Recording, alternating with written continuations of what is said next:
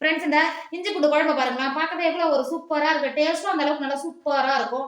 நீங்க இந்த டைம்ல இந்த மாதிரி இஞ்சி பூண்டு குழம்பு வச்சு சாப்பிட்டீங்கன்னா தொண்டைக்கு அந்த அளவுக்கு இதமா இருக்கும். குழந்தைங்க வீட்டுல இருக்கிற குழந்தைங்க இருந்து பெரியவங்க வரைக்கும் விரும்பி சாப்பிடுவாங்க. உடம்புக்கும் ரொம்ப ரொம்ப நல்லது.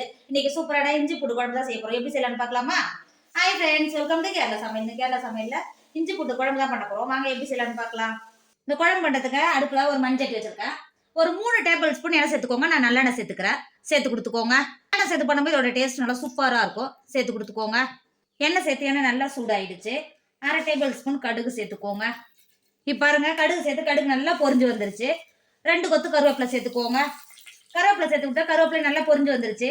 4 டேபிள் ஸ்பூன் பூண்டு இருக்கும், நல்லா பொடியா கட் பண்ணி வச்சிருக்கேன். இப்போ சேர்த்து கொடுத்துக்கோங்க.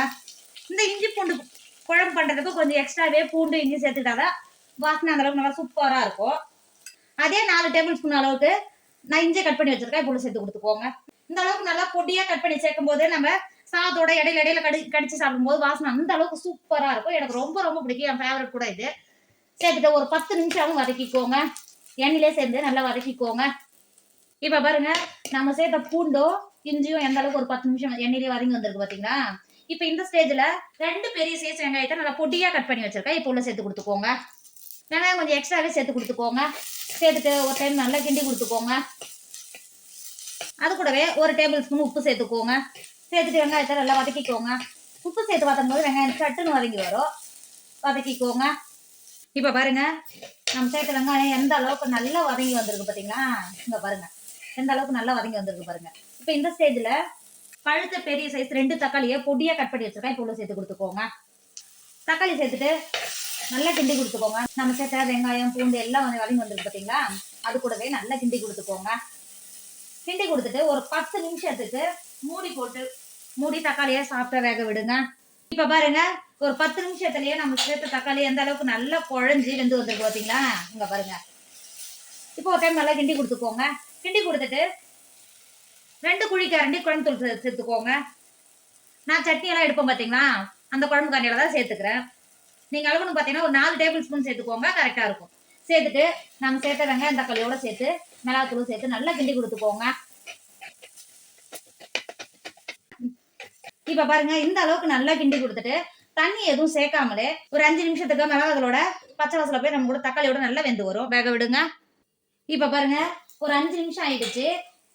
நம்ம சேர்த்த மிளகாத்தூள் பச்சை வாசனை போய் எந்த அளவுக்கு நல்லா தக்காளியோட எந்த அளவுக்கு நல்லா வெந்து வந்திருக்கு பாத்தீங்களா? இங்க பாருங்க. ஸ்டேஜ்ல நான் இந்த அளவுக்கு தான் புளி எடுத்தேன். புளி எடுத்து ஒரு 10 நிமிஷத்துக்கு தண்ணியில போட்டு ஊற வச்சு எடுத்து வச்சிருக்கேன். இப்ப இந்த புளி தண்ணியை உள்ள சேர்த்துக்கோங்க.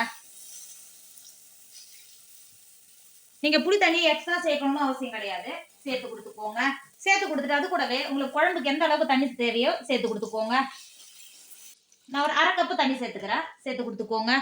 சேர்த்து கொடுத்துட்டு இப்போ ஒரு டைம் நல்லா கிண்டி கொடுத்துக்கோங்க. கிண்டி கொடுத்துட்டு அந்த சைடில் இருக்கிற மசாலாலாம் உள்ள இறக்கி சேர்த்துக்கோங்க. இந்த அளவுக்கு நல்லா கிண்டி கொடுத்துட்டு மூடி போட்டு மூடி குழம்பு நல்லா நம்ம சேர்த்த புளி பச்சை வாசனை போய் நல்லா கொதிக்க விடுங்க. இப்ப பாருங்க, குழம்பு எந்த அளவுக்கு நல்லா கொதிச்சு எந்த அளவுக்கு நல்லா கெட்டியா இருக்கு பாத்தீங்களா? இங்க பாருங்க.